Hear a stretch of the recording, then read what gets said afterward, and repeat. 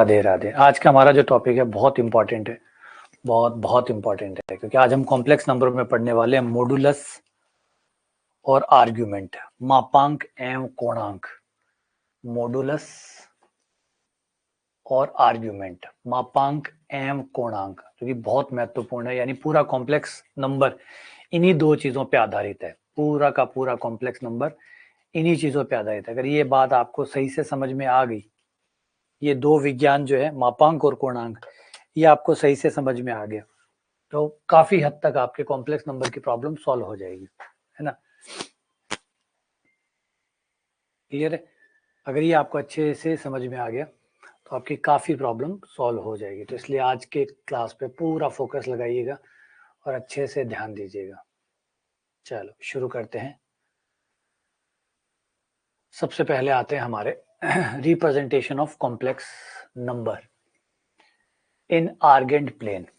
देखो, ध्यान से समझना, बात को ध्यान से सुनना, हर बात को ध्यान से समझना, गौर करना। आज का पूरा लेक्चर मैं इसी पे डेडिकेट करूंगा कि पूरी चीज हम इसी पर ही हम बात करें। आज पूरे दिन जो लेक्चर हमारा पूरा हो वो इसी टॉपिक के ऊपर हो। तो ध्यान से सुनना। पहले बात क्या कहते हैं, जब भी कोई कॉम्प्लेक्स नंबर होता है, कॉम्प्लेक्स नंबर क्या होता है, उसका एक रियल पार्ट होता है, एक इमेजिनरी पार्ट होता है, एक उसका वास्तविक भाग होता है, चाहे जीरो ही क्यों ना हो, होता तो है। एक उसका वास्तविक भाग होता है, एक उसका काल्पनिक भाग होता है। यानी एक वह संख्या जो वास्तविक एवं काल्पनिक भागों को मिलाकर बनाई गई हो, उस संख्या को समिश्र संख्या कहते हैं। अब तक हम लोगों ने ये पढ़ा है ना। वास्तविक भाग और काल्पनिक भाग, वास्तविक भाग एवं काल्पनिक भाग। हर जेड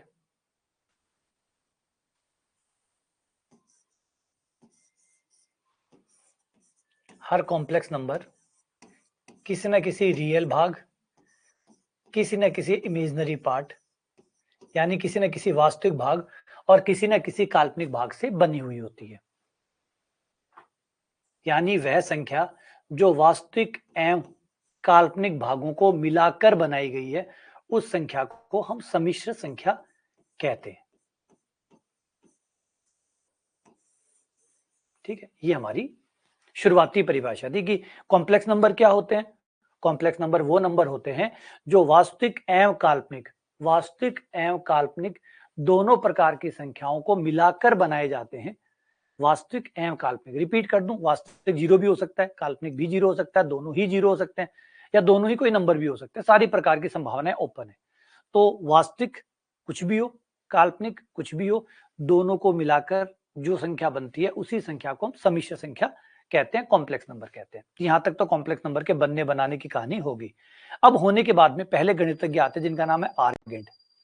आर्गेंट वो होते हैं जो पहली बार कॉम्प्लेक्स नंबरों को, जैसे रियल नंबरों को रियल लाइन पे दिखाया जाता है, रियल नंबरों को रियल लाइन पे दिखाया जाता है। एक लाइन होती है जिसको रियल लाइन कहते हैं, वास्तविक संख्या रेखा कहते हैं हम लोग, है ना। वास्तविक संख्या रेखा जो माइनस अनंत से प्लस अनंत तक जाती है, और जिसमें आपको सारे आपके रियल नंबर इसके ऊपर डाले हुए होते हैं, और क्रम से सारे रियल नंबर इस लाइन के ऊपर होते हैं, जिसे आप रियल लाइन या वास्तविक रेखा कहते हैं। इस लाइन के ऊपर आपका हर रियल नंबर रहता है। इस लाइन के ऊपर आपका प्रत्येक रियल नंबर, अगर वो रियल नंबर है तो वो इस लाइन पर जरूर कहीं ना कहीं होगा। तो रियल नंबरों को रियल लाइन द्वारा दिखाया जाता है। अगर हमें उसका ग्राफ बनाना हो, चित्र बनाना हो, रियल नंबरों को दिखाना हो, तो हम रियल लाइन बनाते हैं। जब भी आपको 5 दिखाना है कि बोलो 5 कहाँ है, बोलो 5 इस लाइन पे आगे चलो, आपको 5 मिल जाएगा। इसमें आगे चलो 5 मिल जाएगा। 2 कहाँ है, 2 ये रहा। 0 कहाँ है, ये रहा। 1.1 कहाँ है, 0 और 1 के बीच में 10 टुकड़े कर लो, यहाँ पे 0.1 मिल जाएगा, है ना। इस तरीके से आपको रियल लाइन पे हर नंबर को आप ढूंढ कर बता सकते हैं कि कौन सा नंबर कहां रहता है। तो ये हो गया रिप्रेजेंटेशन। रिप्रेजेंटेशन का मतलब है दिखाना, चित्र की सहायता से इसको रिप्रेजेंट करना। तो रियल नंबरों को रियल लाइन द्वारा रिप्रेजेंट किया जाता है, रियल नंबरों को, वास्तविक संख्याओं को वास्तविक रेखा द्वारा निरूपित किया जाता है। वास्तविक संख्याओं को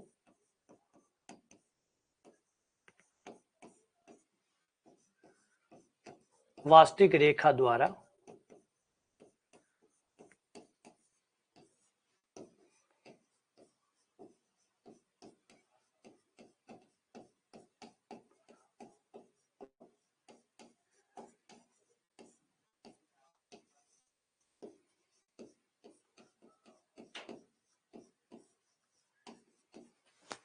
तो बस अब यही सवाल आ गया, जब वास्तविक रेखाओं को वास्तविक लाइन बनाकर हम दिखा रहे हैं, कॉम्प्लेक्स नंबरों को भी तो दिखाना चाहिए, कॉम्प्लेक्स नंबरों को भी दिखाना चाहिए। कॉम्प्लेक्स नंबरों को कैसे दिखाएंगे? तो आर्गेन गणितज्ञ थे जिन्होंने सबसे पहले एक प्लेन बनाया जिसमें आप कॉम्प्लेक्स नंबरों को भी दिखा सकते हैं। जैसे आप रियल नंबरों को दिखा सकते हैं कि 5 कहाँ है, 7 कहाँ है, 8 कहाँ है, -2 कहाँ है, 0 कहाँ है, वैसे ही कॉम्प्लेक्स नंबरों को भी दिखाया जा सकता है कि कॉम्प्लेक्स नंबर कहाँ रहते हैं। जैसे 3 + 2 आइटा कहाँ रहता है, 5 - 3 आइटा कहाँ रहता है, -2 + 4 आइटा कहाँ रहता है।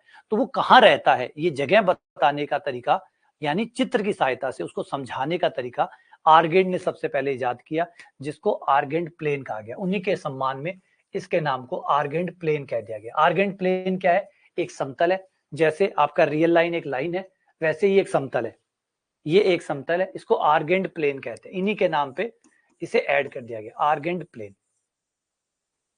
अब आर्गेंड प्लेन क्या है? आर्गेंड प्लेन है आपके कॉम्प्लेक्स नंबर को सम्मिश्र संख्या को दिखाने का तरीका। सम्मिश्र संख्या को दिखाने का तरीका, जो आपके सम्मिश्र संख्याएं होती है उनको चित्र की सहायता से प्रदर्शित करने का तरीका होता है। कैसे प्रदर्शित किया जाता है? वो इस तरीके से, यहाँ पे आप दो लाइनें खींचते हैं, एक लाइन को कहते हैं रियल लाइन, एक लाइन को कहते हैं रियल लाइन और दूसरी को कहते हैं इमेजिनरी लाइन। ये कहलाती है आपकी रियल लाइन या रियल एक्सिस, रियल लाइन बोल दो या एक्सिस बोल दो। इसे imaginary line,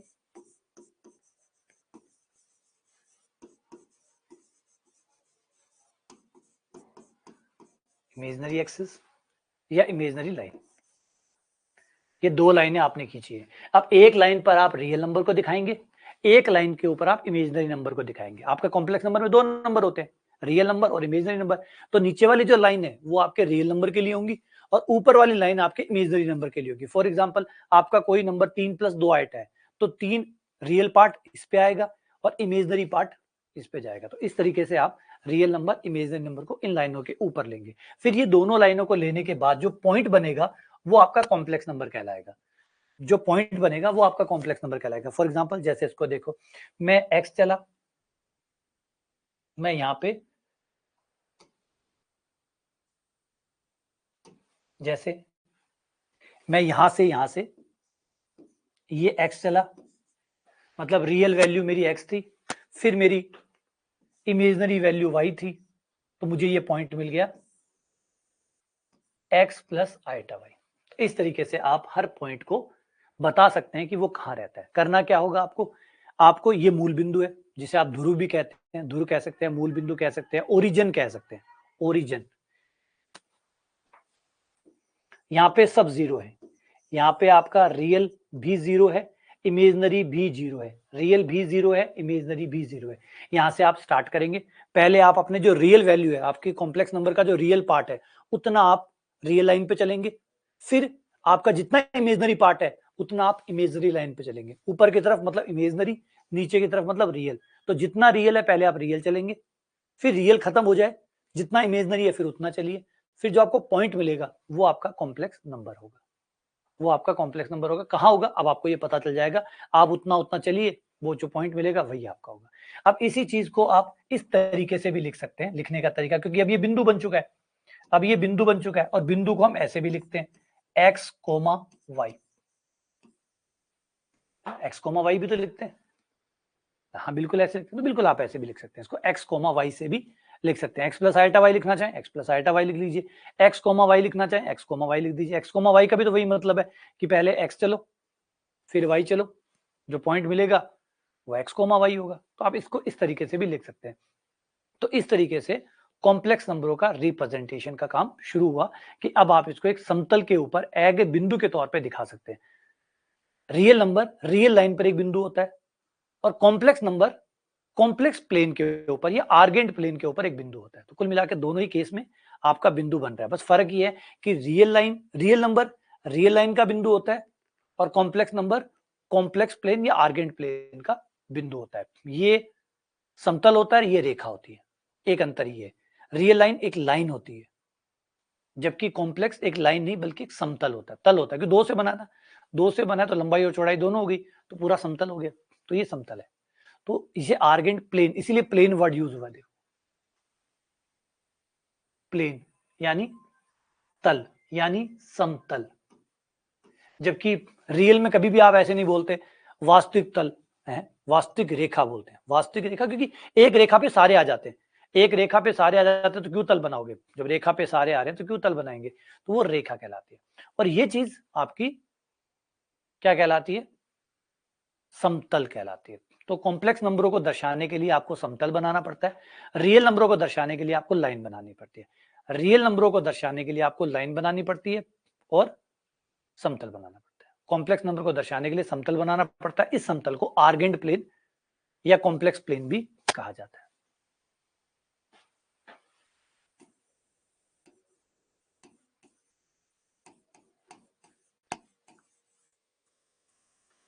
urgent plane, urgent के नाम पे बोलना तो नॉर्मली आर्गेंट ही बोला जाता है, कॉम्प्लेक्स प्लेन भी कहा जा सकता है।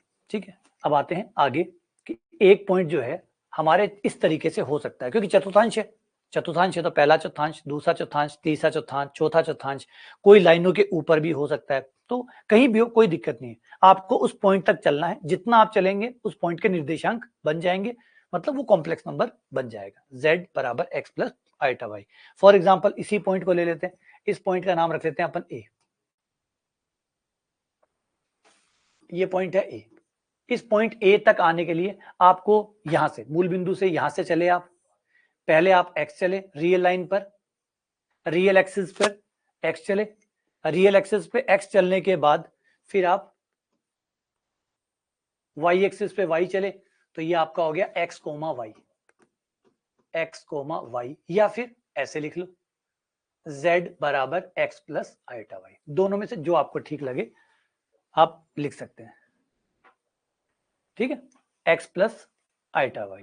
तो इस तरीके से आपको बिंदु पे चलना है। अब आते हैं, ये पॉइंट ए हो गया, अब इस पॉइंट बी पर आते हैं।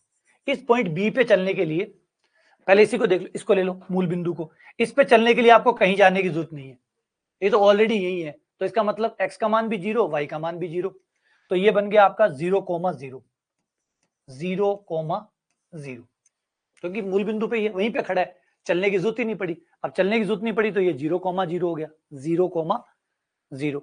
अब इस पॉइंट को ले, तो इस पॉइंट के लिए हमें x पे नहीं चलना पड़ा, सिर्फ y पे चलना पड़ा। तो x का कोई मान है नहीं, y का मान 1 2 3 4, 4 लाइनें चली हमने, 1 2 3 4, तो इसका निर्देशांक हो गया 0,4। x की तरफ चलना नहीं पड़ा, सिर्फ y की तरफ चलना पड़ा, तो 0,4। तो ये आपका बन गया 0 प्लस 4 आइटा। कॉम्प्लेक्स नंबर में लिखना चाहो तो 0 प्लस 4 आइटा या 0,4। ठीक, चलो अगले पॉइंट पे आते हैं। इस पॉइंट पहले इस पे आ जाते हैं, ये रहा पॉइंट, इसका नाम मैं सी रख लेता हूं। सी पॉइंट पे आते हैं। सी पॉइंट पे आने के लिए आपको क्या करना पड़ेगा? यहां पे आने के लिए आपको देखो x की तरफ चलना पड़ेगा, y की तरफ नहीं चलना पड़ेगा क्योंकि पॉइंट यहीं पे है, तो सिर्फ x की तरफ चलना पड़ा, और वो भी इधर चलना पड़ा, यानी माइनस एक्स है, माइनस एक्स है तो माइनस का 1, माइनस का 1, माइनस का 2 और माइनस का 3, तो इसका निर्देशांक हो गया -3,0, -3,0। तो ये हो गया आपका -3 plus 0 iota, -3 plus 0 iota.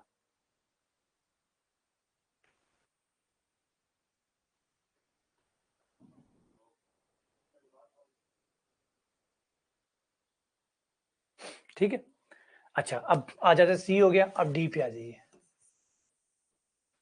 D पे आएंगे तो डी के लिए हमें कितना चलना पड़ेगा? -1, -2, -3, -4, -5, और फिर ऊपर 1 2 3 4, तो इसका निर्देशांक हो गया माइनस, तो हमें x की तरफ तो -4 चलना पड़ा, y की तरफ प्लस चलना पड़ा, -4,3, -4 1 2 3 4 ही चलना पड़ा, इसकी तरफ 1 2 3 4 5 चलना पड़ा।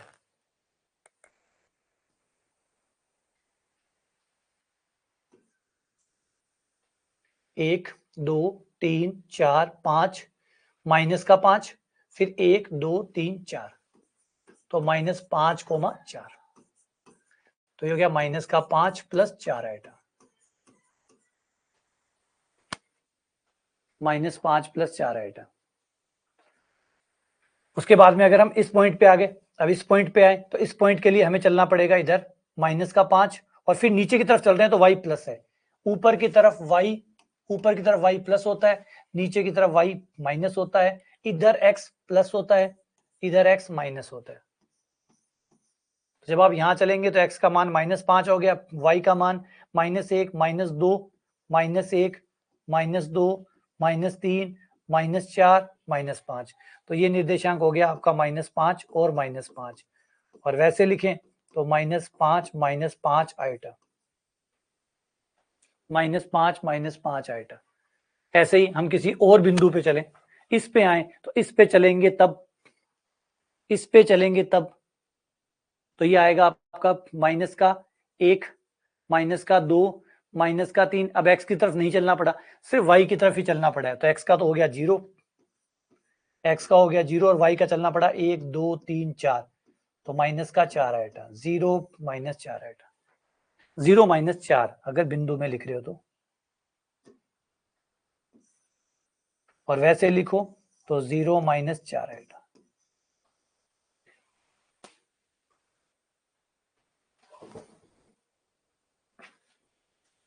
ठीक है, अब ये रहा, इस बिंदु पे आएंगे हम, तो इस बिंदु के आने के लिए सिर्फ हमें x पे चलना पड़ा, तो 1 2 3 4 5, y पे चलना ही नहीं पड़ा, तो 5,0 हो गया, या फिर 5 + 0 आइटा। और अगर हम इस पॉइंट पर आते हैं तो हमें x की तरफ 1 2 3 4 3 चलना पड़ा x पे, और y पे चलना पड़ा नीचे की तरफ, तो माइनस हो गया, -1 -2 -3, तो +3 और -3 आएगा, -3 ये आपके बिंदुओं के निर्देशांक बन गए। अब एक चीज, इन बिंदुओं के जो हमने नाम रखे हैं A B C D, इसका नाम E, इसका नाम अगर हम F रख लें, इसका नाम G डाल लें, इसका नाम H डाल लें। अब गौर करिए इसके अंदर से जिन भागों का, जिनका वास्तविक भाग 0 होता है, जिनका वास्तविक भाग 0 होता है उनको शुद्ध काल्पनिक नंबर कहते हैं, जिनका काल्पनिक भाग 0 होता है, काल्पनिक हट गया तो शुद्ध वास्तविक हो गए। तो अगर आप इस लाइन पे देखें, इस लाइन पे ये वाले जो बिंदु है, इन बिंदुओं का काल्पनिक भाग 0 है, क्योंकि y का मान 0 है, काल्पनिक भाग 0 है, काल्पनिक भाग 0 है, इसका मतलब ये शुद्ध वास्तविक है। तो ये जो पॉइंट है आपके कौन, एक तो C, एक आपका O और एक आपका H, ये शुद्ध वास्तविक है। जो इस लाइन पर आएंगे वो शुद्ध वास्तविक होंगे, इस लाइन पर आने वाले शुद्ध वास्तविक होंगे।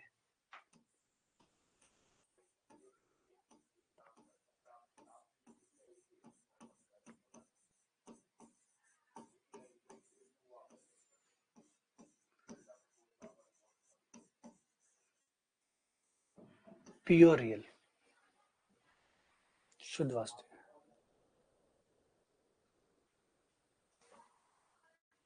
ठीक है, अगर इस लाइन के ऊपर आए तो, इस लाइन पर आए तो,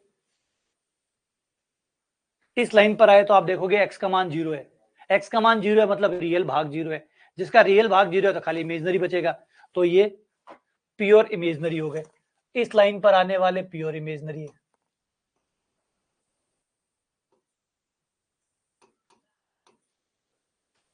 शुद्ध काल्पनिक है। और अब इनके अलावा इस लाइन पे आ गए तो शुद्ध वास्तविक होंगे, इस लाइन पे आ गए तो शुद्ध काल्पनिक होंगे, और बाकी कहीं भी आएंगे तो फिर शुद्ध तो नहीं होंगे, मिला जुला होगा, मिलावट होगी। इसके अलावा चाहे क्वाड्रेंट 1 में आ जाए, चाहे क्वाड्रेंट 2 में आ जाए, चाहे क्वाड्रेंट 3 में आ जाए, चाहे क्वाड्रेंट 4 में आ जाए, फिर मिलावट होगी, मतलब कुछ रियल पार्ट होगा, कुछ इमेजनरी पार्ट होगा, हो सकता है कुछ ज्यादा कुछ बड़ा हो, अलग हो सकता है, लेकिन शुद्ध नहीं होंगे। शुद्धता वाली बात तो इस लाइन के ऊपर आएगी या इस लाइन के ऊपर आएगी। ठीक है, फर्स्ट क्वाड्रेंट में देखोगे तो दोनों प्लस होते हैं, इसलिए फर्स्ट क्वाड्रेंट में आपका x का मान और y का मान, वास्तविक भाग और काल्पनिक भाग दोनों प्लस होते हैं। सेकंड क्वाड्रेंट में आपका x का मान माइनस होता है और y का मान प्लस होता है, वास्तविक भाग माइनस का होता है, काल्पनिक भाग प्लस का होता है। चौथे तीसरे क्वाड्रेंट में आपका वास्तविक भाग भी माइनस होता है, काल्पनिक भाग भी माइनस होता है।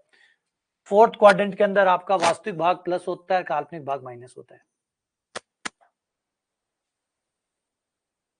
इस तरीके से होता है। हाँ, ये रहा। यानी इसी बात को थोड़ा सा ध्यान से, थोड़ा संकेतों का ध्यान रखो, एक बार संकेत अच्छे से समझ जाओ, है ना। ऑब्वियसली बात है, इसमें तो बहुत सारी चीजें आपको पहले से पता होगी, लेकिन एक बार इनकी गहराई को पकड़िए, है ना। अब इसी बात को मैंने कहा प्लस प्लस, कौन प्लस, बोला एक्स प्लस। प्लस को क्या बोलते हैं, जीरो से बड़ा, यानी यहाँ एक्स भी जीरो से बड़ा है और वाई भी जीरो से बड़ा है। एक्स भी जीरो से बड़ा है, वाई भी जीरो से बड़ा है, क्योंकि दोनों प्लस है। यहाँ पर एक्स माइनस का है, माइनस का होने का मतलब जीरो से छोटा, एक्स जीरो से छोटा है और वाई जीरो से बड़ा है। एक्स जीरो से छोटा है, वाई जीरो से बड़ा है। यहाँ पर एक्स भी जीरो से छोटा है, वाई भी जीरो से छोटा है। यहाँ पर एक्स प्लस का है मतलब एक्स जीरो से बड़ा है, वाई माइनस का है मतलब जीरो से छोटा है। Done. अगला भाग और महत्वपूर्ण चीज, लेकिन एक्स और वाई को, एक्स है कौन, वाई है कौन, एक्स और वाई है कौन। एक्स का मतलब है real part of Z. X का क्या मतलब होता है, कौन है एक्स, एक्स है real part of x, real part of Z. और वाई कौन है, इमेजिनरी पार्ट ऑफ जेड। यही तो है एक्स और वाई का मतलब। कौन है एक्स और वाई, एक्स का मतलब है real part of z, y कौन है, इमेजिनरी पार्ट ऑफ जेड। इसका मतलब ये हुआ कि फर्स्ट क्वाड्रेंट में, जो फर्स्ट क्वाड्रेंट है, ध्यान से सुनो, इसका जो फर्स्ट क्वाड्रेंट है, फर्स्ट क्वाड्रेंट में आपका रियल पार्ट जीरो से बड़ा होगा और आपका इमेजिनरी पार्ट भी जीरो से बड़ा होगा, क्योंकि दोनों प्लस होंगे, इसलिए रियल पार्ट भी प्लस का और इमेजिनरी पार्ट भी प्लस का। अगर आपके कॉम्प्लेक्स नंबर का रियल और इमेजिनरी पार्ट दोनों प्लस के हैं तो फिर वो फर्स्ट क्वाड्रेंट में आपको मिलेगा। सेकंड क्वाड्रेंट में कब मिलेगा, जब उसका रियल पार्ट माइनस का होगा और इमेजिनरी पार्ट प्लस का होगा।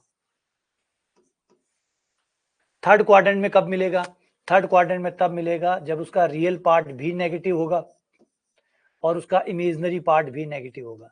अगर उसका रियल और इमेजिनरी पार्ट दोनों नेगेटिव है तो वो आपको तीसरे क्वाड्रेंट में मिलेगा।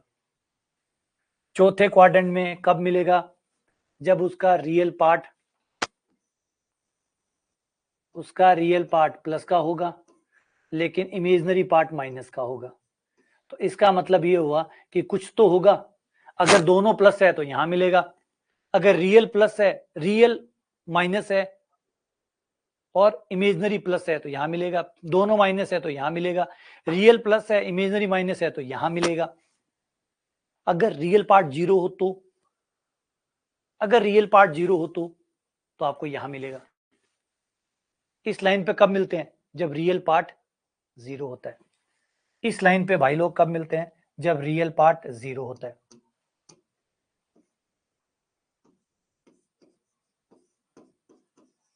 अगर रियल पार्ट जीरो होंगे तो यहां मिलेंगे और अगर इमेजिनरी पार्ट जीरो होंगे तो भाई यहां मिलेंगे।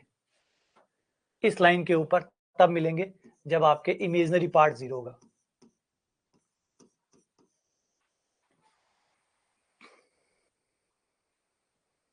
तो ये इसका है,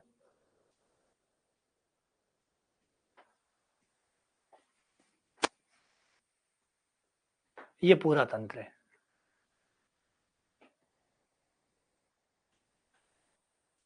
ठीक है, तो किसी बिंदु का निर्देशांक बनाने के लिए हर कॉम्प्लेक्स नंबर का कोई मान होगा, उसके मान के साथ आपको वहां चलना होगा, उस तक पहुंचना होगा। उस तक पहुंचने के बाद में वो फर्स्ट क्वाड्रेंट में आता है, सेकंड में आता है, थर्ड में आता है, फोर्थ में आता है, वो हमें देखना होगा। चलो इस पे एक दो ट्राई करते हैं, एक दो बातें करते हैं, फिर आगे बढ़ेंगे।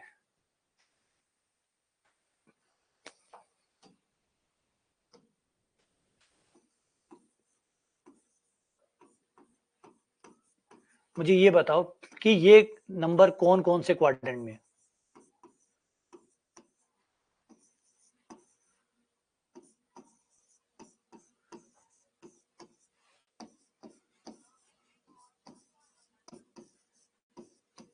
इन नंबरों के मुझे क्वाड्रेंट बताइए।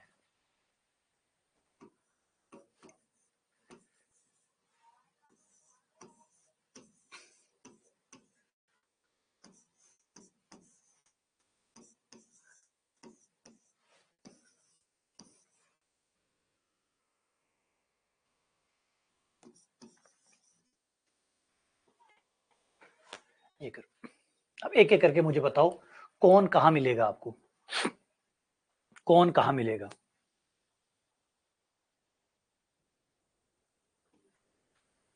कौन सा भाई आपको कहां मिलेगा।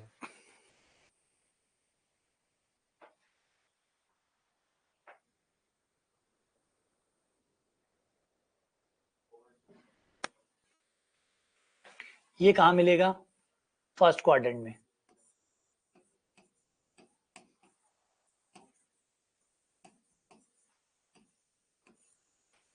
फर्स्ट क्वाड्रेंट में मिलेगा, ठीक है, क्योंकि दोनों प्लस है, दोनों प्लस है, तो दोनों प्लस फर्स्ट क्वाड्रेंट में मिलते हैं, दोनों प्लस आपको फर्स्ट क्वाड्रेंट में मिलते हैं। यहां पर x प्लस है, x प्लस है, y माइनस है, x प्लस और y माइनस कहां मिलता है, x प्लस और y माइनस कहां मिलता है, x तो plus y minus, x plus मतलब x प्लस की ओर चलो, y माइनस मतलब नीचे की ओर चलो, तो क्वाड्रेंट कौन सा बनेगा, क्वाड्रेंट कौन सा बनेगा, चौथा, तो ये चौथा क्वाड्रेंट हो गया, ये चौथा हो गया, ठीक है। ये बताओ यहां x माइनस है, y प्लस है, देखो ये हमारी लाइनें होती है, अगर आपको x प्लस चलना है तो इधर चलो, x माइनस चलना है तो इधर चलो, y प्लस चलना है तो इधर चलो, y माइनस चलना है तो इधर चलो, अपने आप क्वाड्रेंट सेट हो जाएगा, अपने आप ही क्वाड्रेंट सेट हो जाएगा, तो इनके अकॉर्डिंग चलो।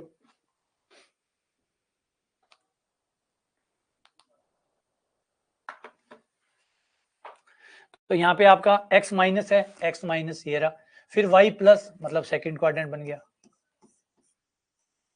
तो ये हो गया सेकंड क्वाड्रेंट।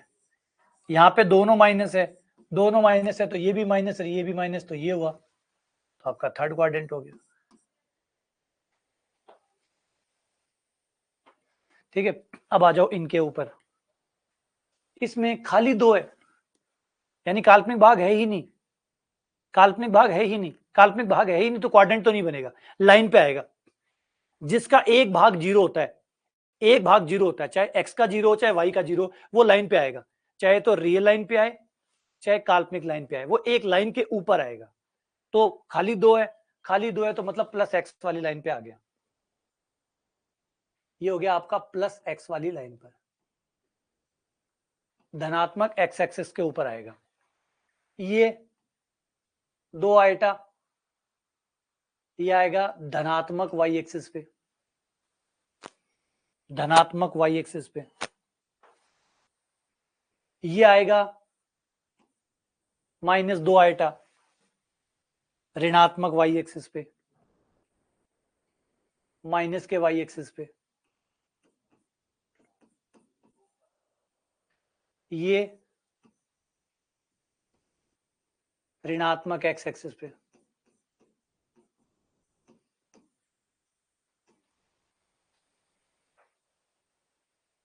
ये आएगा धनात्मक एक्स एक्सिस पे, ये आएगा धनात्मक वाई एक्सिस पे, ये आएगा ऋणात्मक वाई एक्सिस पे, ये आएगा ऋणात्मक एक्स एक्सिस पे।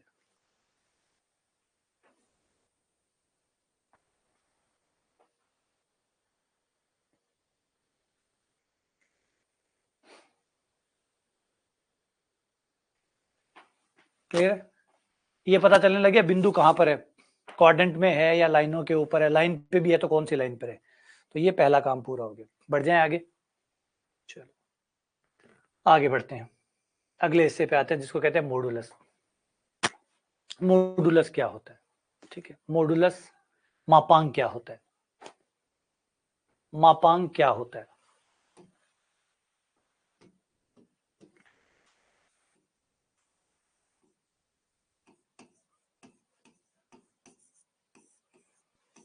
मॉडुलस क्या होता है, मापांक क्या होता है। देखो मापांक क्या होता है, वो जो आपका पॉइंट है, अभी आपने देखा कि हर कॉम्प्लेक्स नंबर एक पॉइंट बनाता है, हर कॉम्प्लेक्स नंबर एक पॉइंट बनाता है, तो जब वो पॉइंट बनाता है, जहां भी वो पॉइंट है, मान लो पी पॉइंट है, तो इसकी ये जो ध्रुव है या मूल बिंदु है, जो आप इसे कहना चाहें, या ओरिजिन है, इससे जो उस बिंदु की सीधी दूरी है, सीधी दूरी, ये डायरेक्ट, ये डिस्टेंस, उस बिंदु की ध्रुव से सीधी दूरी, ये मापांक कहलाती है। मापांक उस सम्मिश्र संख्या का मापांक या मोड कहलाती है या मॉडुलस कहलाती है।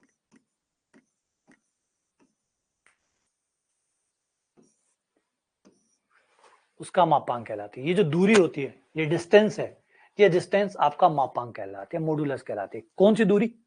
कौन सी दूरी? वह दूरी जो वो बिंदु जहां भी है, जहां कहीं भी है, इस पूरे तंत्र में कहीं तो होगा, वो जहां भी है उसको मूल बिंदु से डायरेक्ट मिला दो, डायरेक्ट कनेक्ट करवा दो।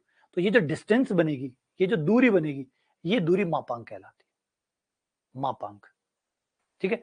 कैसे निकलती है? निकालने का तरीका एकदम आसान है, क्योंकि जब आप बिंदु पे जाएंगे तो आपको एक्स और वाई की तरफ चलना पड़ेगा। पहले आप एक्स पे चलेंगे, एक्स पे उतना ही चलेंगे जितना उसका रियल भाग है, जितना रियल भाग है उतना एक्स पे चलोगे, फिर उसके बाद में वाई पे चलोगे। ये समकोण त्रिभुज बन जाएगा। समकोण त्रिभुज बन जाएगा तो इन तीनों लंबाइयों में संबंध हो जाएगा पाइथागोरस प्रमेय। इन तीनों लंबाइयों में पाइथागोरस प्रमेय लग जाएगी। पाइथागोरस प्रमेय के अनुसार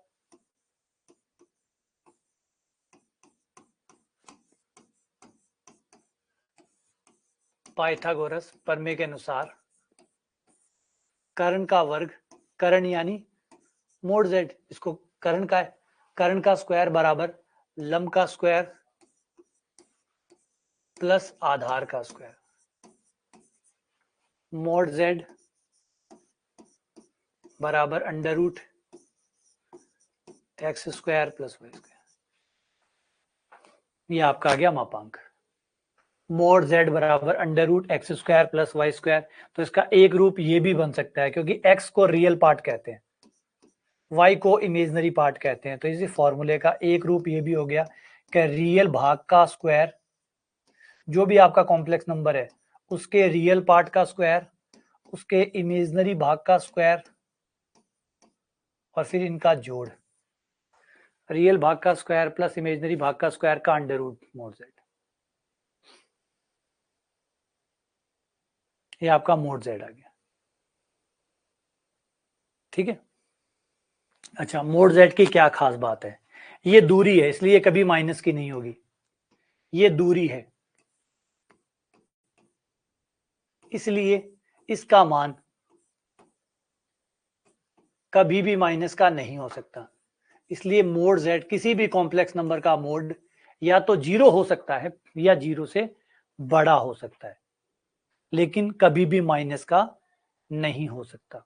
कभी भी माइनस का नहीं हो सकता, ये नेगेटिव नहीं हो सकता। क्यों? क्योंकि दूरी है। अच्छा, एक क्वेश्चन इसी के साथ, अगर मोड जेड जीरो हो जाए तो बता सकते हो ऐसा कब होगा? किसी का मोड जीरो कब होगा? किसी का मोड जीरो कब होगा? कौन सा बिंदु होगा जिसका मोड जीरो होगा? कौन सा बिंदु होगा जिसका मोड जीरो होगा? कौन सा बिंदु होगा जिसकी दूरी जीरो होगी?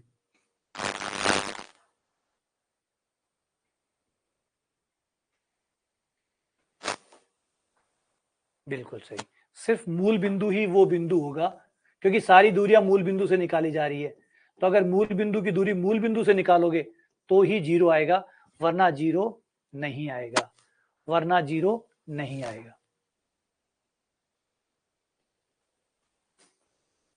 यानी जीरो सिर्फ कोई दूरी तभी जीरो आ सकती है जब बिंदु मूल बिंदु, या जब भी मूल बिंदु होगा तो दूरी जीरो आएगी, मोड जीरो आएगा। इसके अलावा मोड जीरो नहीं आ सकता। बस यही एकमात्र बिंदु है जिसका मोड जीरो होगा, यही एकमात्र बिंदु है जिसका मोड जीरो होगा, और किसी का जीरो नहीं हो सकता। इसका मतलब यहां पर एक बात, काम की बात हमें पता चल गई कि अगर कोई कॉम्प्लेक्स नंबर जीरो नहीं है तो फिर उसका मोड भी जीरो नहीं हो सकता, या मोड जीरो नहीं है तो फिर वो जीरो भी नहीं हो सकता, क्योंकि जीरो, मोड जीरो खाली मूल बिंदु के लिए सेट हुए। अगर कोई कॉम्प्लेक्स नंबर जीरो नहीं है तो उसका मोड भी जीरो नहीं हो सकता, और अगर मोड जीरो नहीं है तो फिर वो भी जीरो नहीं हो सकता। दोनों ही बात सच है। कॉम्प्लेक्स नंबर जीरो नहीं है तो उसका मोड भी जीरो नहीं आएगा, और अगर मोड 0 नहीं आ रहा है तो फिर कॉम्प्लेक्स नंबर भी 0 नहीं है, क्योंकि अगर मोड 0 आता है तो फिर वो z बराबर 0 ही है, और अगर z बराबर 0 है तो ही मोड 0 आएगा। तो 0 बुक हो गया मूल बिंदु के साथ। मोड 0 का मान तभी 0 आ सकता है, किसी भी मोड का मान तभी 0 आ सकता है जब वो मूल बिंदु हो, या फिर जब वो मूल बिंदु होगा तो ही मोड 0 आएगा। इसका मतलब बाकी सारे बिंदु, एक मूल बिंदु को छोड़ दीजिए, बाकी हर बिंदु का मोड कुछ ना कुछ आएगा, हर बिंदु का मोड कुछ ना कुछ आएगा, हर बिंदु का मोड कुछ ना कुछ। अच्छा, एक सवाल और पैदा होता है, क्या सबका मोड सेम होता है? क्या दो बिंदुओं का मोड सेम हो सकता है? क्या दो बिंदुओं का मोड सेम हो सकता है? सवाल, क्या दो बिंदुओं का मोड सेम हो सकता है?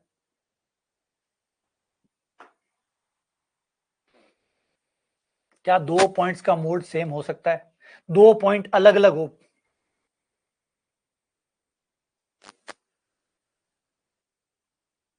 बिल्कुल हो सकता है, बिल्कुल हो सकता है। आप 3+4 आइटा ले लो, -3+4 आइटा ले लो, 3-4 आइटा ले लो, -3-4 आइटा ले लो, इन सब के मोड बराबर है। बिल्कुल, इन चारों के मोड बराबर है। क्यों बराबर है? क्योंकि दूरी तो है, और दूरी बराबर हो सकती है, दूरी बराबर हो सकती है। अलग अलग बिंदुओं की दूरियां भी बराबर हो सकती है, अलग अलग बिंदु। जैसे अब ये पॉइंट है, ये पॉइंट है, अब एक सर्कल है, अब इन सारे बिंदुओं का मोड सेम आएगा, क्योंकि इन सब का मोड बराबर क्यों आएगा? क्योंकि ये सर्कल बना रहे हैं। इन सब की दूरियां मूल बिंदु से त्रिज्या के बराबर होगी। इन सब की दूरियां, यहां से अगर मैं कोई भी बिंदु उठाऊं, कोई भी, हर बिंदु का मोड, बिंदु अलग होगा लेकिन मोड वही आएगा, क्योंकि सब की सब त्रिज्या है, और त्रिज्याएं हमेशा बराबर होती है। तो बिंदु चाहे आप कोई भी ले लो, मोड एक ही आएगा। इसका मोड ले लो, चाहे इसका ले लो, चाहे इसका ले लो, चाहे इसका ले लो, हर बिंदु अलग अलग है लेकिन मोड वाइज सब बराबर है, मोड वाइज सब बराबर है। तो एक सर्कल के बिंदुओं का मोड बराबर होता है। अगर मूल बिंदु पे केंद्र बनाकर हम सर्कल खींचे तो इन सब का मोड बराबर है। बिंदु अनंत है, ये बिंदु अनंत है, लेकिन मोड सबका बराबर है। बिंदु अलग है लेकिन मोड सबका बराबर है। क्लियर बात? ठीक है, चलो आ जाओ, कुछ मोड निकालते हैं फिर आगे बढ़ते हैं, अभी इस पे और बात करने लायक है। आ जाओ, इसका कुछ बेसिक सवाल कर लेते हैं।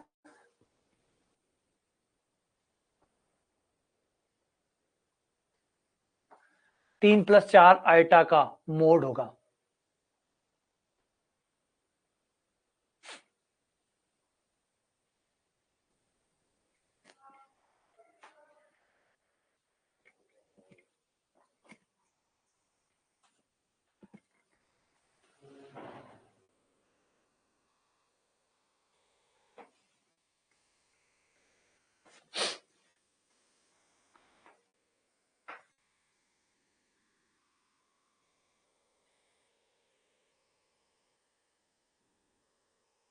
ठीक है, शाबाश। देखो, एक थोड़ी सी भ्रांति मैं यहाँ पे क्लियर करता हूँ, कंफ्यूजन क्लियर करता हूँ।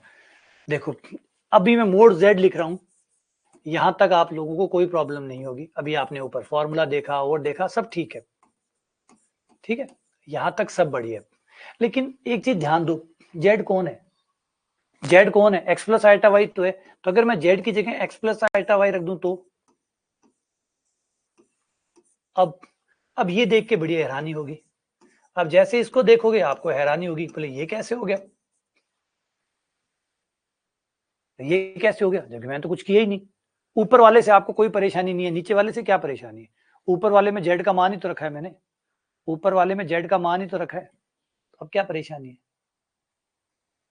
परेशानी है कि हम इसके साथ यूज टू नहीं है। ऊपर वाले के साथ तो हम यूज टू हो गए, तो ये अजीब भी था, तो 2-4 दिन बाद में अजीब होना बंद हो गया। लेकिन ये चीज पहली बार देख रहे हैं तो अजीब लगती है। अजीब नहीं है, ये वही चीज है। तो जब भी मोड, अगर किसी कॉम्प्लेक्स नंबर के आगे मोड लगा हुआ हो कभी कॉम्प्लेक्स नंबर के आगे मोड लगा हुआ हो तो उस मोड का मतलब ये है कि ये जो कॉम्प्लेक्स नंबर अंदर लिखा हुआ है इस कॉम्प्लेक्स नंबर का मापांक निकालिए। कोई जरूरी नहीं है कि मोड z लिखकर ही मोड लिखा जाएगा, हो सकता है उस कॉम्प्लेक्स नंबर को लिखकर फिर मोड लगा दिया जाए। अगर यही क्वेश्चन मैं ऐसे ना पूछकर इसी क्वेश्चन को इतनी बड़ी भाषा में ना लिखकर, और नहीं लिखा जाता, गणित में आप चीजों को बहुत छोटा करके लिखते हैं, इतनी चीजें इतनी माथापच्ची समझाने के बजाय मैं इसको, एक तरीका तो ये हो गया कि मैं इसको ऐसे लिख दूं, एक तरीका ये हो गया कि बच्चे को आराम रहे तो मैं पहले इसको जेड मानूं, मैं ये बोलूं कि जेड बराबर 3 + 4 आइटा है और फिर पूछूं तो बताओ मोड जेड क्या होगा। दूसरा तरीका ये है पूछने का। तीसरा तरीका ये कि क्यों इतनी खानापूर्ति करूं, इतनी खानापूर्ति क्यों करूं, सीधा ही लिखता हूं। अब इन तीनों में कोई अंतर नहीं है, इन तीनों में कोई अंतर नहीं है, इन तीनों बातों में एक ही मतलब है। ऊपर वाली लाइन में बहुत सारी हिंदी लिखी हुई है, बहुत सारी भाषा लिखी हुई है, दूसरी वाली लाइन में थोड़ा सा कंफर्टेबल करने के लिए आपको 3 + 4 आइटा को, पहले इसने आराम से 3 + 4 आइटा को जेड नाम दिया, फिर मोड जेड पूछा ताकि बच्चों को परेशानी ना हो, ठीक है। लेकिन ये जो 12th क्लास वाले बच्चे होते हैं ना, उनके लिए तो ये ठीक होता है क्योंकि वो नए नए आए हैं, हो रहे हैं। लेकिन आप तो कंपटीशन में, तो आपसे ये उम्मीद नहीं करेगा, आपको इतना सरल और इतना सरल नहीं देगा, आपसे ये पूछेगा। ये है ना, ये चीजें उन लोगों के लिए 11th में होते हैं, 12th में होते हैं, बेसिक कर रहे होते हैं, पढ़ रहे होते हैं, ये उन लोगों के लिए होता है, हमारा यहाँ से शुरू होगा। तो ये हमें अपने आप ही समझ जाना है कि अगर कोई कॉम्प्लेक्स नंबर लिखा हुआ है और उसके दोनों तरफ दो डंडे लगे हुए हैं, अगर ये कॉम्प्लेक्स नंबर लिखा हुआ है और उसके दोनों तरफ दो डंडे लगे हुए हैं, तो इसका मतलब ये है कि ये पूछ रहा है कि ये जो कॉम्प्लेक्स नंबर अंदर खड़ा है, इस कॉम्प्लेक्स नंबर का मोड कितना होगा।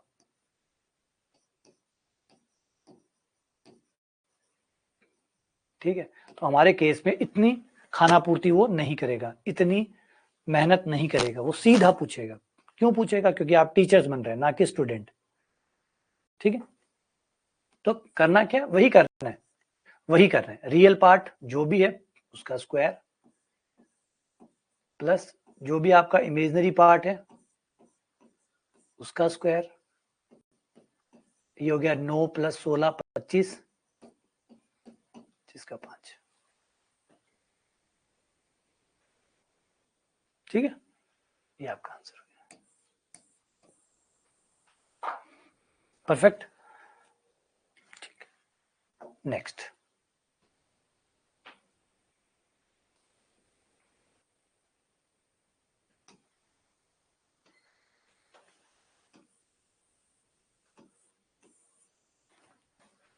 -5 + 12 आइटा,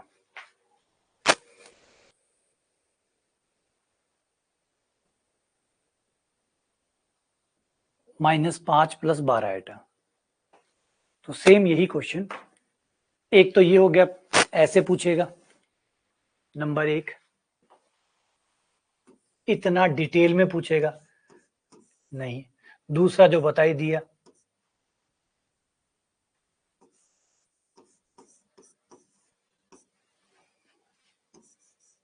if z बराबर -5 + 12 iota then mod z will be। तीसरा, छोड़ो सारे झंझट, बताओ 5 + 12 आइटा का मोड क्या होगा।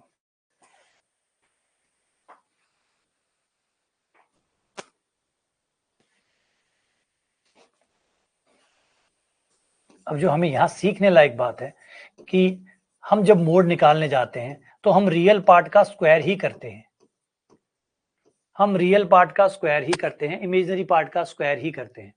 रियल पार्ट का स्क्वायर करते हैं, इमेजिनरी पार्ट का स्क्वायर करते हैं। तो अगर ये वो बाई चांस माइनस का था भी, अगर रियल पार्ट माइनस का था या इमेजिनरी पार्ट माइनस का था तो भी कोई फर्क नहीं पड़ने वाला, क्योंकि स्क्वायर करने वाले हो, स्क्वायर करने के बाद तो कौन क्या था क्या नहीं था, क्या फर्क पड़ेगा, ये तो चलते रहे। 169। तो जो हमने यहाँ पे सीखा वो ये है कि आप चिन्ह के आगे किसी नंबरों से फर्क पड़ता है कि वो नंबर कितने हैं, फिर उनके आगे चाहे प्लस हो चाहे माइनस हो कोई फर्क नहीं पड़ता।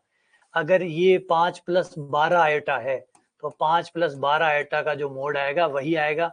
अगर मैं 5 का चिन्ह बदल देता हूं, है ना, 5 का चिन्ह बदल देता हूं और 12 आयोटा को वही रहने देता हूं, या फिर 5 को वही रहने देता हूं, 12 आयोटा का चिन्ह बदल देता हूं, या फिर दोनों का चिन्ह बदल देता हूं, ऐसा करने पर मेरा कॉम्प्लेक्स नंबर तो बदल जाएगा पर मापांक नहीं बदलेगा। मापांक नहीं बदलेगा, अभी भी इसका मापांक वही है, इसका भी वही है, इसका भी वही है, इसका भी वही है। तो कमाल की बात हमने ये सीखी कि 5 + 12 आयोटा का मापांक बराबर होता है -5 + 12 आयोटा बराबर होता है 5 - 12 आयोटा बराबर होता है -5 - 12 आयोटा।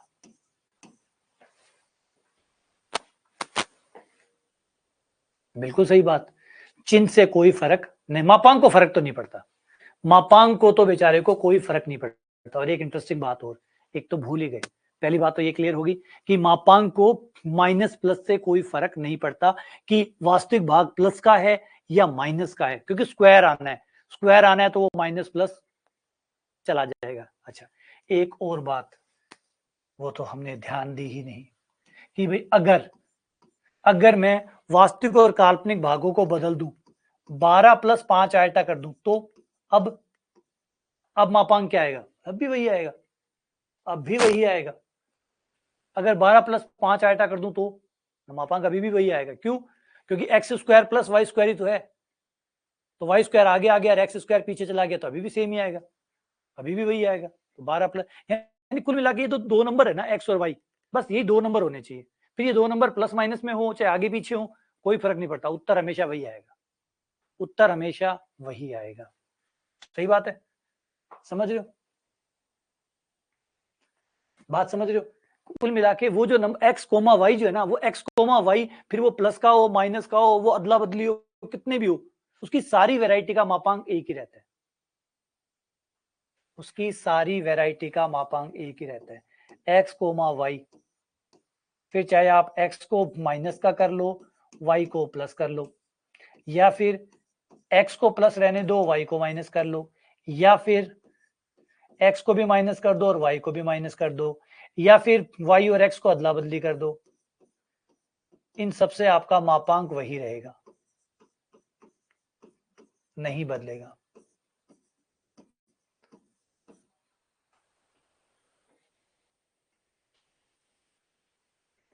क्लियर?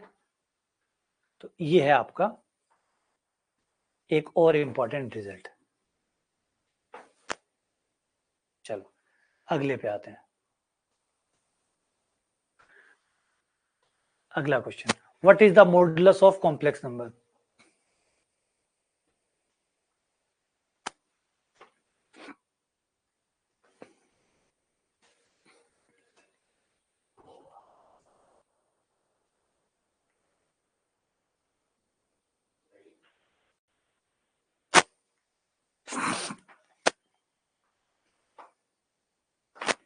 तो ये आपसे पूछा है कि -2 का मोड क्या होगा, और अगर पूरा विधिवत लिखना चाहते हैं तो लो, -2 + 0 आयोटा,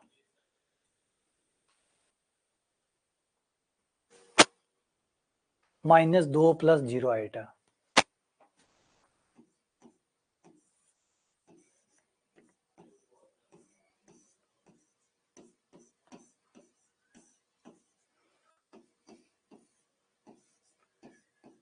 चार + 0,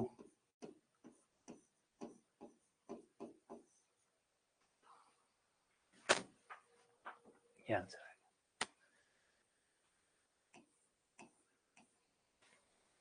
अब यहाँ जो हमें सीखने को मिला, बोले यार ये तो वही नॉर्मल जैसे रियल नंबर में होता है, जैसे रियल नंबर में मोड होता है तो वैसे ही काम कर रहा है यहाँ पे, तो बिल्कुल कर रहा है। यहाँ पे क्या आया, आपने -2 का मोड निकाला, क्या आया? +2 आया, तो ये वैसे ही काम कर रहा है, माइनस को प्लस कर रहा है, बिल्कुल कर रहा है। अगर आपका रियल नंबर है, अगर आपका रियल नंबर है तो ये माइनस को प्लस करने जैसा ही होगा, क्योंकि उस समय आपका काल्पनिक भाग तो 0 होगा, काल्पनिक भाग तो 0 होगा, तो अंडर रूट आपका वास्तविक भाग का स्क्वायर प्लस काल्पनिक भाग 0 होगा, तो जो आपका वास्तविक भाग होगा वो प्लस बन जाएगा, तो ये माइनस को प्लस करने जैसा ही होगा। तो ये आपका जो कॉम्प्लेक्स नंबर का मोड है, ये आपके रियल नंबर के मोड की तरह ही होता है, उसी की तरह ही बिहेव करता है। तो कोई चिंता की बात नहीं कि कई बार तो सर ये डंडे रियल नंबर वाले हैं या कॉम्प्लेक्स नंबर वाले हैं, कोई दिक्कत नहीं, ये रियल नंबर वाले हो चाहे कॉम्प्लेक्स नंबर वाले, काम एक तरह ही करते हैं, काम एक जैसे ही करते हैं। ठीक है, माइनस को प्लस करना, हाँ ठीक है ना, माइनस को प्लस करना। अगर आपका माइनस का नंबर है, आपका रियल नंबर है, आप चाहे तो डायरेक्ट माइनस को प्लस कर दो, या जो मैंने बताया विधिवत तरीके से ये वाला तरीका लगाओ पूरा, इससे कर लो, आना तो वही है। इसको -2 + 0 आइटा लिख लिया, लिख के फिर अंडर रूट, फिर वास्तविक भाग का वर्ग, फिर काल्पनिक भाग का वर्ग, है ना, ये आ गया 2, ये लो, ठीक है। चलो अगला, मॉडुलस ऑफ -8 आइटा, -8 आइटा का मॉडुलस,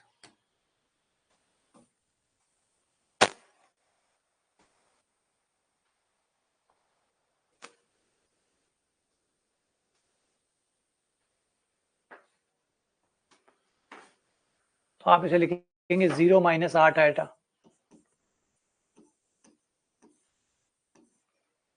फिर अंडर रूट वास्तविक भाग का वर्ग प्लस काल्पनिक भाग का वर्ग, 0 का स्क्वायर 64, 64 + 0 64, 64 का 8,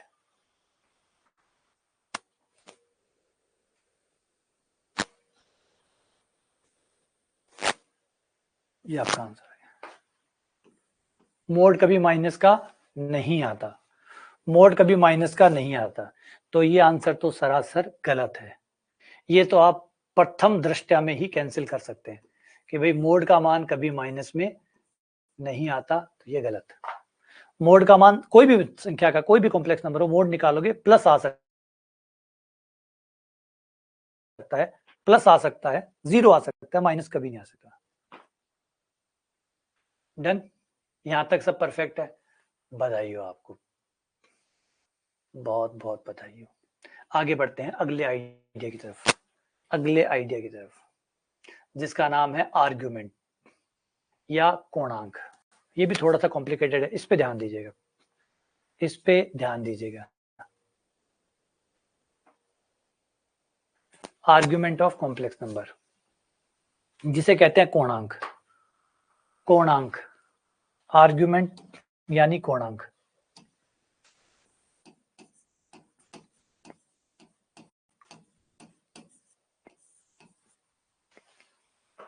इसको लिखा जाता है, कई किताबें ARG करके लिखती है, ARG, फिर उस कॉम्प्लेक्स नंबर को लिखा जाता है अंदर। कई किताबें एम्पलीट्यूड लिखती है, AMP, हिंदी वाली किताबें इसको कोणांक, और फिर उस कॉम्प्लेक्स नंबर का नाम लिखा जाता है जिसका कोणांक निकाला जा रहा है। ये 3 तरीके नॉर्मल किताबें यूज करती है, कोणांक Z, amplitude Z, argument Z, amplitude Z, argument Z, कोणांक Z।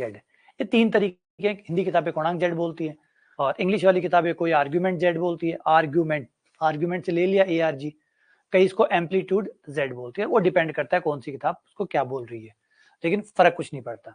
अब है क्या ये चीज, ये अभी आप देखें तो जब भी कोई कॉम्प्लेक्स नंबर बनाते हैं आप चित्र में, तो उसकी एक दूरी होती है, ये तो हमने चित्र में देखा कि हर बिंदु की एक दूरी होती है, लेकिन दूरी के साथ हम एक चीज भूल गए, हर रेखा जब दूरी बनेगी तो उसका एक्स एक्स से कोण भी बनेगा।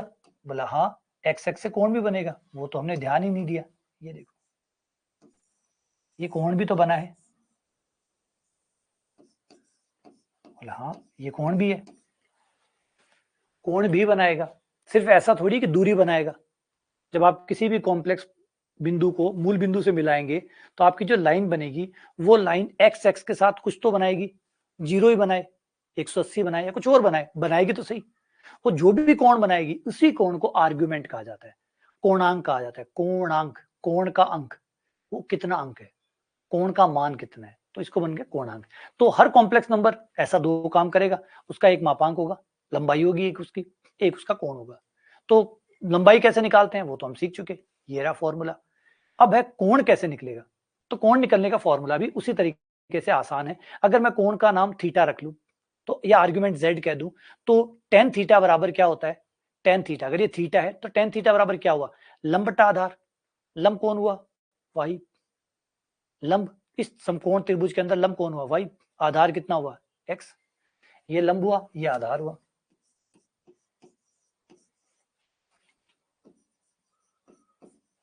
तो अगर इस कोण का नाम हम थीटा रख ले, तो टेन थीटा बराबर हो गया लंब बटा आधार। लंब यानी y, आधार यानी x।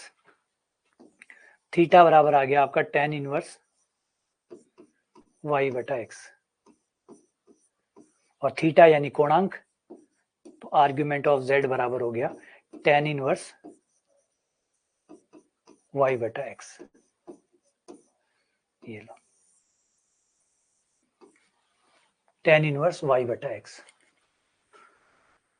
आर्ग्यूमेंट z बराबर टेन इनवर्स y बटा x, ये आपका कोणांक आ जाएगा। ठीक है, आ जाओ मैं इसको समझाता हूँ। अभी ये थोड़ा सा कॉम्प्लिकेटेड होता है, इसको समझने में हल्का फुल्का टाइम एक्स्ट्रा लगेगा, लेकिन आ जाएगा, बस समय दीजिए। जैसे मान लीजिए आपका कोई कॉम्प्लेक्स नंबर है 1 प्लस आइटा, आपका कोई कॉम्प्लेक्स नंबर है 1 प्लस आइटा, तो इसका कोणांक कितना है ये हमें निकालना है। z बराबर है 1 प्लस आइटा, और हमें इसका कोणांक निकालना है, आर्ग्यूमेंट ऑफ z निकालना है। तो सबसे पहले आपको दो चीजें इससे निकालनी है, एक तो इसका रियल पार्ट, एक इसका इमेजिनरी पार्ट।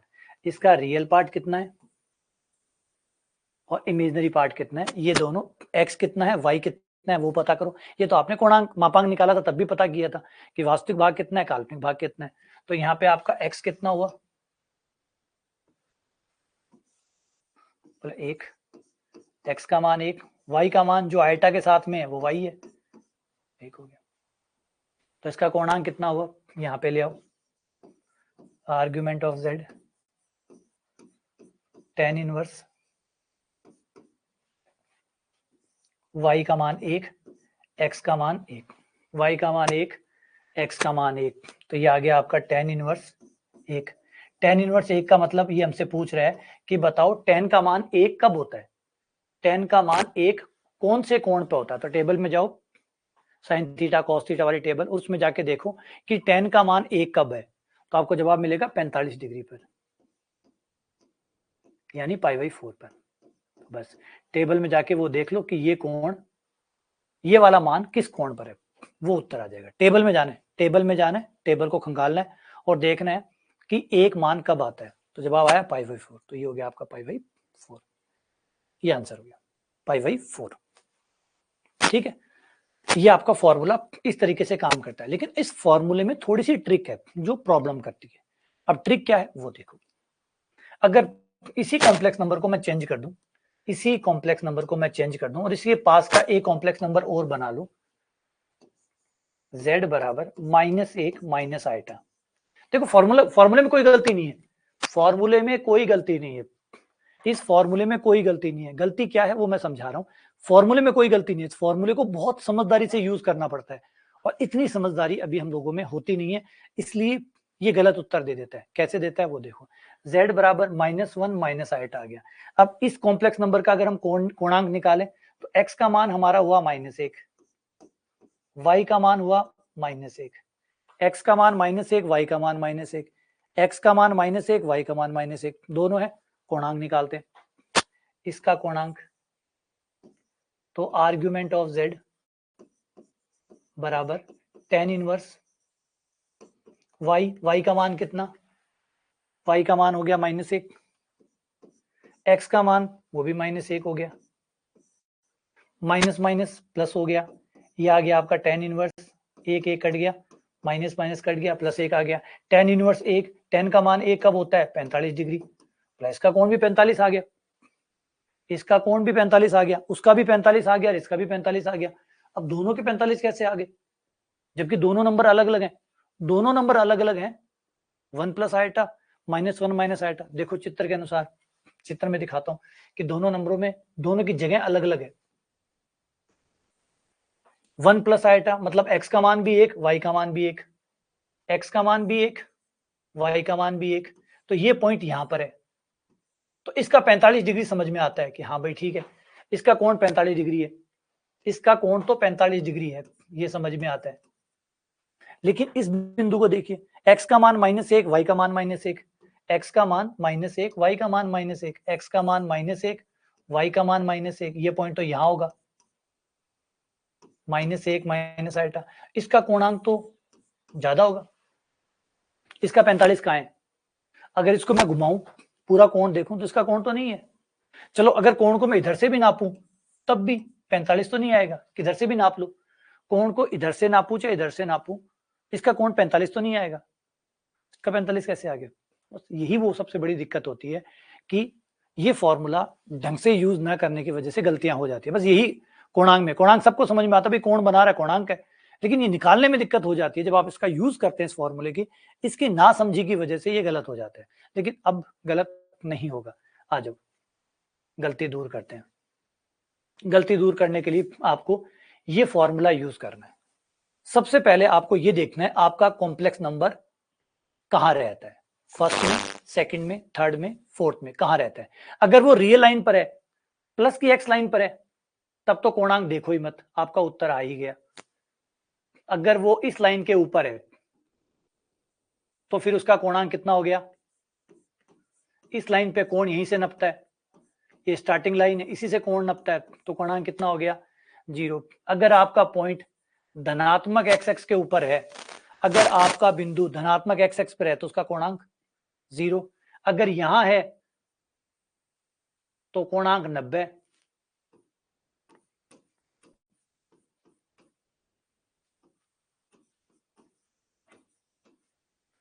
अगर यहां है तो कोणांक 180।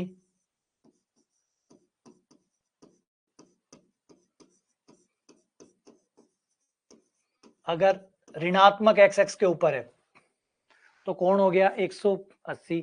धनात्मक एक्स एक्स पर है तो कोणांक 0, क्योंकि ये 0 लाइन, ये 90 डिग्री, ये 180 डिग्री और ये 270 होता है। लेकिन 270 नहीं बोलते हम इसको, इसको -90 बोलते हैं, -90, क्योंकि इधर से नापते हैं, फिर कोण बड़ा हो जाएगा तो इधर से नापना शुरू कर देते हैं। कोणांक -90।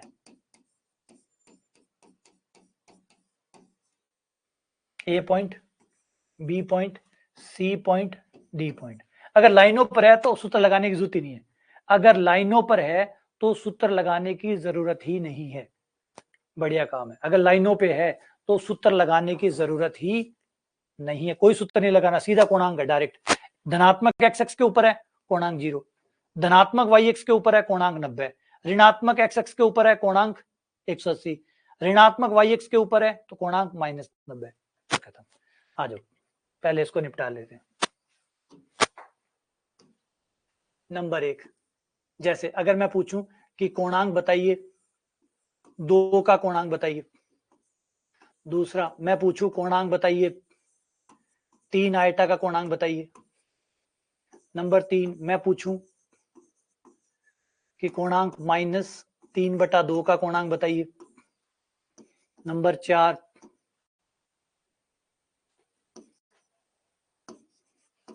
कोणांक बताइए -4 आइटा का। इनके कोणांक बताइए,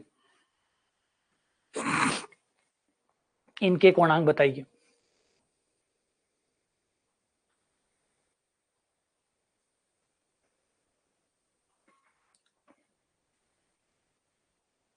आराम से धीरे धीरे करो, कोई जल्दीबाजी नहीं, आराम से तसल्ली से इनको धीरे धीरे करो।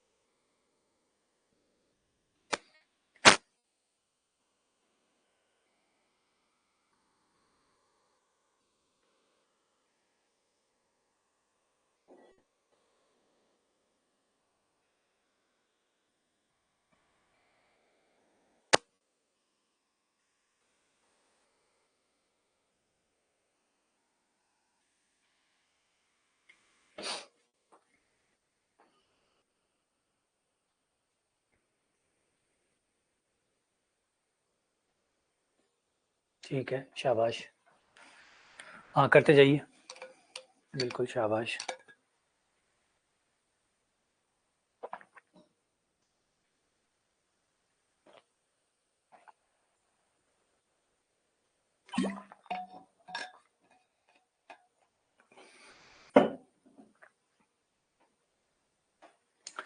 बढ़िया, शाबाश।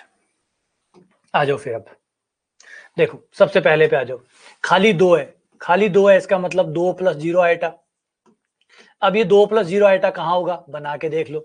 2 + 0 आइटा, एक्स की तरफ 2 चलोगे, वाई की तरफ 0 चलोगे, ये यहां हो गया, धनात्मक एक्स एक्स पे हो गया। अब धनात्मक एक्स एक्स पे हो गया तो कोण कितना हो गया, बोला 0 डिग्री। तो इसका कोणांक कितना हुआ, 0 डिग्री। ये धनात्मक एक्स एक्स पे हुआ तो कोणांक 0 हो गया। अब अगला है 3 आइटा। 3 आइटा को कैसे लिख सकते हो, 3 आइटा को, इसका वास्तविक भाग है ही नहीं मतलब 0 है।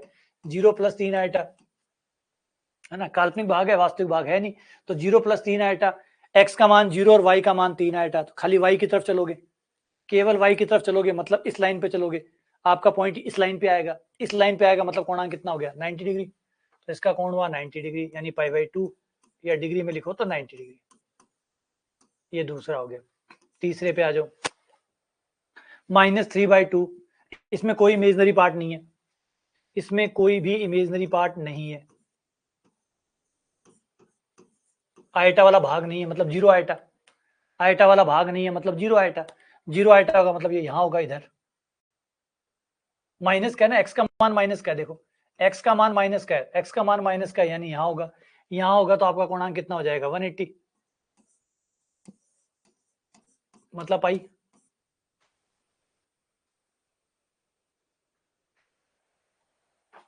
अगला हो गया -4 आइटा। -4 आइटा को कैसे लिखोगे, 0 - 4 आइटा। 0 - 4 आइटा कहाँ होगा, एक्स का मान 0 और वाई का मान -4। एक्स का मान 0 और वाई का मान -4, यहाँ आएगा पॉइंट, यानी -90 या -90 हो गया। तो ये हो गया। लाइनों के ऊपर होगा तो लाइन खुद ही कोण बता देगी, लाइन के ऊपर होगा तो लाइन खुद ही कोण बता देगी आपको कि कोण कितना है, तो वो तो झंझट ही नहीं है। लाइन खुद ही आपको बता देगी कि कोण कितना है। लाइन, रिपीट, लाइन खुद ही बता देगी कि कोण कितना है, आपको ढूंढना ही नहीं पड़ेगा। लाइन पे विश्वास करिए, लाइन खुद बता देगी कि कोण कितना है, ठीक है। लेकिन अगर लाइनों पर न आया तो, बीच में आया तो, आ जाओ अब बीच वालों को कवर करते हैं। बीच वाले केस का क्या होगा, जब कोण क्वाड्रेंट के अंदर आएगा तो, लाइनों पर ना आए तो, हमारा कॉम्प्लेक्स नंबर लाइनों में ना आए तो, ठीक है, नहीं आए तो कोई बात नहीं, आपका कॉम्प्लेक्स नंबर उठाओ और एक थीटा बनाओ। थीटा बराबर tan इनवर्स मोड लगा दो y/x। भूल जाओ कि y प्लस का है कि माइनस का है, क्योंकि ये प्लस माइनस ही तो मरवा रहे हैं, ये प्लस माइनस ही तो दिक्कत दे रहे हैं। तो एक मोड का चिन्ह लगा दो। मोड किस लिए, कि भैया ना मुझे प्लस से मतलब, भाड़ में जाए प्लस, भाड़ में जाए माइनस, मैं तो सबको एक साथ देखूंगा। तो थीटा बराबर tan इनवर्स y/x आप निकाल लो, ठीक है। ये निकालने के बाद में ये जो थीटा आ जाए आपके पास, इसे कहेंगे कच्चा कोण। इस कच्चे कोण को लेकर आप जाके ये देखो, ये जो कच्चा कोण आया आपके पास, ये ले लो, इसको निकाल लो। इसको निकालने के बाद में आपके कॉम्प्लेक्स नंबर को देखो कि ये कौन से क्वाड्रेंट का है, फर्स्ट क्वाड्रेंट का है, सेकंड क्वाड्रेंट का है, थर्ड का है या फोर्थ का है, किसी का तो होगा। चार में से कहीं ना कहीं तो रहता होगा। इन चार में से जहां भी ये रहता है वो पता कर लो, जहां भी रहता है कोई दिक्कत नहीं, कहीं तो रहता होगा, जहां रहता हो वहां का पता कर लो। इस थीटा को लेकर चलो और आ जाओ। अगर ये पहले क्वाड्रेंट का है तो ये जो आया है यही उत्तर है, यही कोणांक है। ये जो थीटा आपका आया है यही कोणांक है। लेकिन अगर दूसरे का है तो पाई माइनस थीटा कर दो, तीसरे का है तो पाई माइनस थीटा करके माइनस से गुणा कर दो, चौथे का है तो पाई माइनस चौथे का थीटा खाली, सॉरी, ये चौथे वाला गलत है।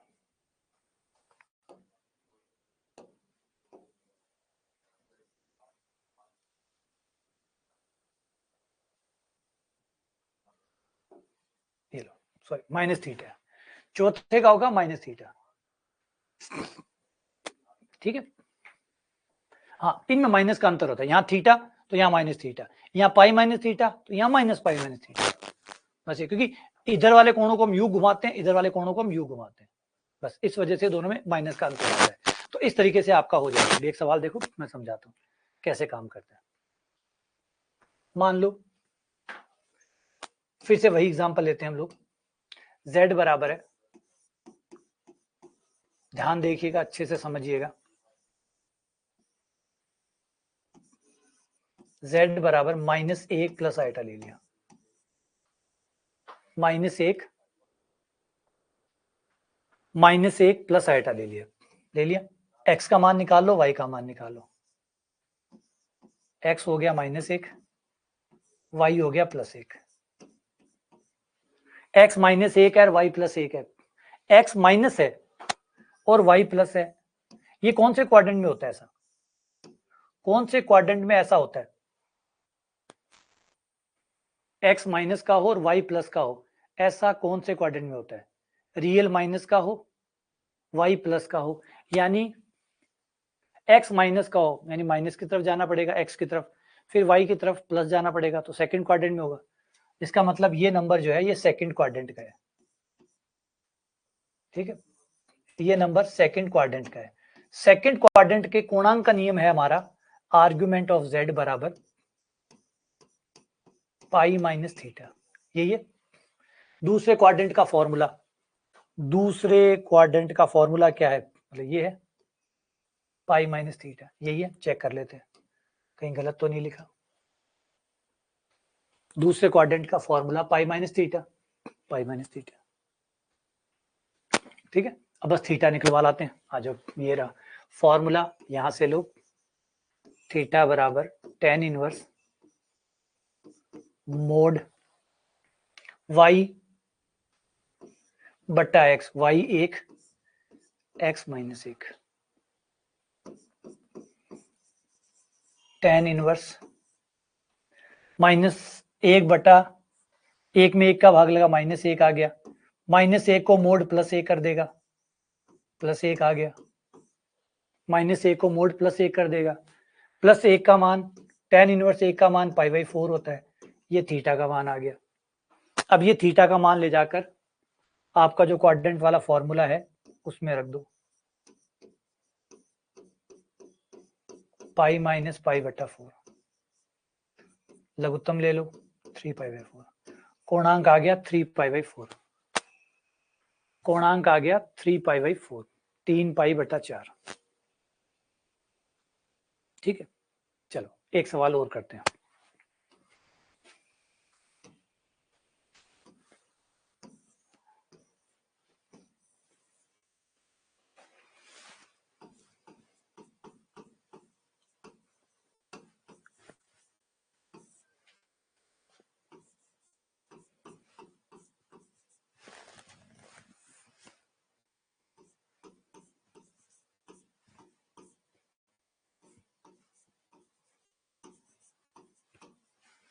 ये ले लिया, इसका कोणांक निकालते हैं,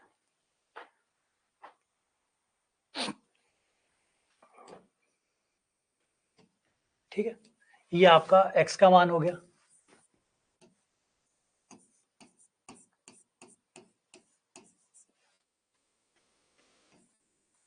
ये आपका y का मान हो गया। अब आपका x भी माइनस है और y भी माइनस है, देखो दोनों माइनस है, दोनों माइनस है तो क्वाड्रेंट कौन सा हुआ, जब दोनों माइनस होते हैं तो क्वाड्रेंट कौन सा होता है, बोला थर्ड क्वाड्रेंट होता है।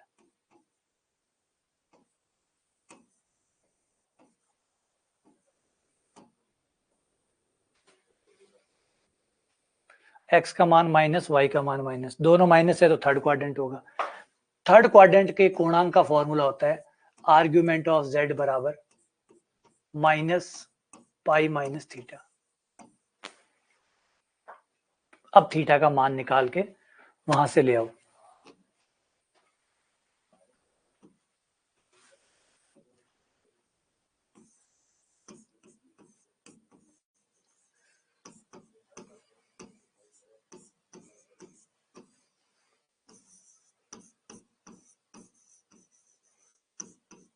tan इनवर्स y का मान माइनस का √3/2,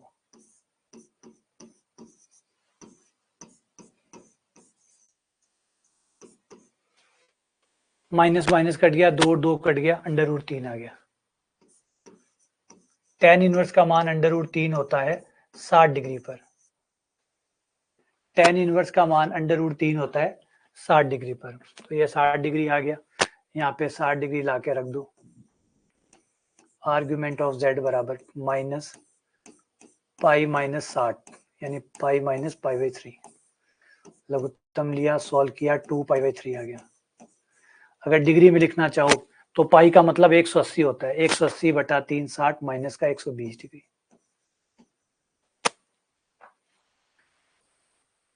ये आपका आंसर हो गया। तो इस तरीके से आप कोणांक ज्ञात करेंगे।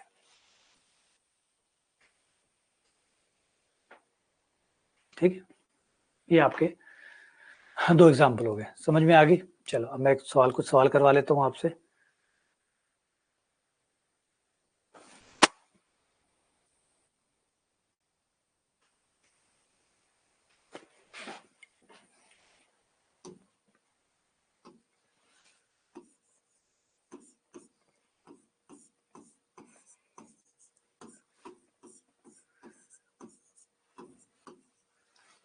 लो, इसका कोणांक ज्ञात कर लो, इसका कोणांक ज्ञात करो।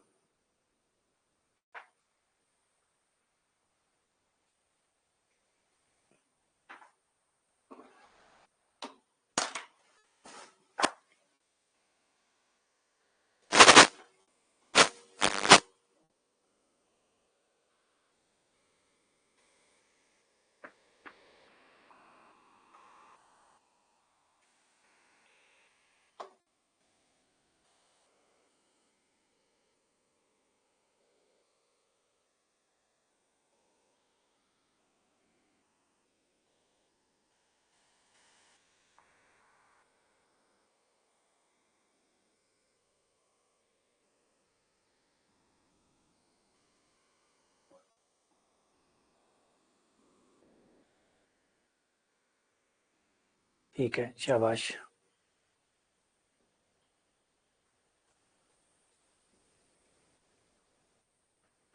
बिल्कुल बढ़िया, शाबाश। तो यहाँ पे आप x का मान देखेंगे कि x का मान भी प्लस का है और y का मान माइनस का है, x प्लस वाई माइनस। और अगर x प्लस है y माइनस है, x प्लस है y माइनस है, x प्लस हो y माइनस हो तो क्वाड्रेंट नंबर बनता है 4। ये फोर्थ क्वाड्रेंट होगा। और फोर्थ क्वाड्रेंट का जो रूल होता है कोणांक का, वो होता है आर्ग्यूमेंट ऑफ z बराबर माइनस थीटा। उसके कोणांक का सूत्र होता है आर्ग्यूमेंट ऑफ z बराबर माइनस थीटा। तो अब थीटा बराबर tan इनवर्स y बटा x।